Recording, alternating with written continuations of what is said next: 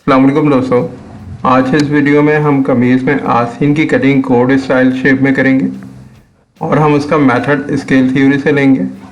इस वीडियो में हम समझेंगे कि हम किस तरह स्केल थ्योरी से मेथड निकालकर एक परफेक्ट और अच्छा शेप कोड आस्तीन जैसा दे सकते हैं और उस मेथड के हिसाब से हम किस तरह आर्म होल को भी ड्राइंग करेंगे कि क्या मेथड होगा कि हम कमीज़ की आस्तीन आर्म होल के साथ बिल्कुल परफेक्ट मैच कर सकें। तो आइए चलते हैं वीडियो की तरफ। वीडियो शुरू करने से पहले आप चैनल को सब्सक्राइब कर लें ताकि इस तरह की आने वाली नई और इन्फॉर्मेटिव वीडियो आपको वक्त पर मिलती रहे। हम यहाँ पर जिस साइज़ में आस्तीन कटिंग कर रहे हैं वो 40 चेस्ट साइज़ है। 40 चेस्ट के हिसाब से हम आस्तीन को कटिंग करेंगे। तो टॉप पर एक स्क्वायर लाइन कर लें। 40 चेस्ट का 8वां हिस्सा निकालेंगे जो 5 इंच बनता है। 5 इंच में आधा इंच कम करके 4.5 इंच पे मार्क करेंगे और इस मार्क को स्क्वायर लाइन कर देंगे। आप चेक कर लें कि हमने 4.5 इंच के हिसाब से स्क्वायर लाइन की है। अब इस लाइन के ऊपर हम आस्तीन की चौड़ाई को मार्क करेंगे। हम एक फिटिंग में आस्तीन कटिंग कर रहे हैं। 40 चेस्ट के हिसाब से हम फिटिंग में आर्म होल को कटिंग करें तो चौथे हिस्से में 1 इंच कम पर कटिंग करेंगे जो 9 इंच बनेगा। तो हमने आस्तीन की चौड़ाई के लिए भी 9 इंच पर मार्क करना है। आधा इंच सिलाई मार्जिन को ऐड करेंगे और 9.5 इंच पर मार्क कर लेंगे। अब हम आस्तीन की गोलाई को शेप देंगे।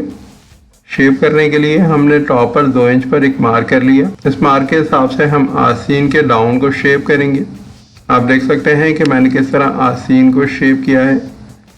बहुत ज़्यादा राउंड शेप नहीं करेंगे, कर्व शेप होना चाहिए। और इसी कर्व शेप के हिसाब से आस्तीन के फ्रंट के लिए एक और कर्व शेप देंगे। इन दोनों शेप के अंदर कितना फ़र्क है तो यहाँ पर आप चेक कर सकते हैं कि ये 1 इंच में 1 सूत कम है। आपने इसी तरह आस्तीन को शेप करना है। आस्तीन में शेप के बाद लेंथ को मार्क करेंगे। 24.5 इंच लेंथ है। आधा इंच सिलाई मार्जिन ऐड करते हुए मार्क करेंगे। 1.25 इंच हम माइनस कर देंगे। इस आस्तीन में हम 2.5 इंच का कफ लगाएंगे। 2.5 इंच के कफ के हिसाब से हमने 1.25 इंच कम किया है और 1.25 इंच हमने सिलाई मार्जिन के लिए रखा है।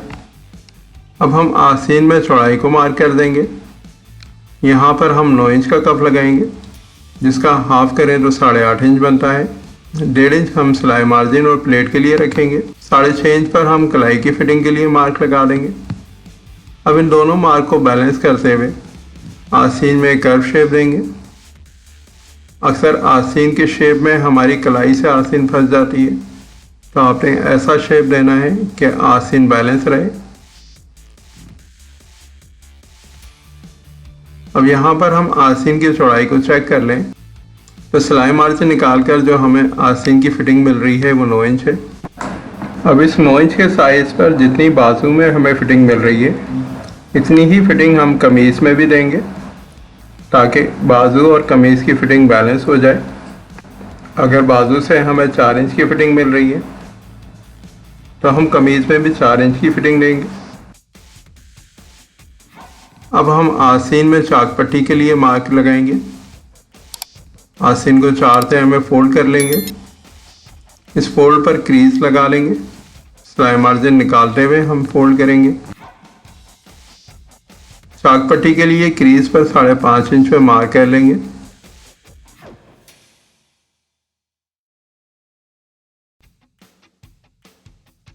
क्रीज से 2 सूत हटाकर हम कटिंग करेंगे। आपने ध्यान रखना है कि चाक पट्टी को कटिंग करते हुए क्रीज से 2 सूत अंदर की तरफ कटिंग करना है, ना कि हम सिलाई की तरफ कटिंग करें। अब हम आस्तीन को खोलकर चेक कर लेंगे। आप देख सकते हैं कि आस्तीन की गोलाई और आस्तीन का शेप बिल्कुल कोड स्टाइल है। इस आस्तीन को लगाने के बाद आपको किसी तरह की कोई कंप्लेन और कोई ढील नज़र नहीं आएगी। अगर आपको मेरी ये वीडियो पसंद आई है तो आप कमेंट करके बताएं कि आप अगली वीडियो कौन से टॉपिक पर चाहते हैं।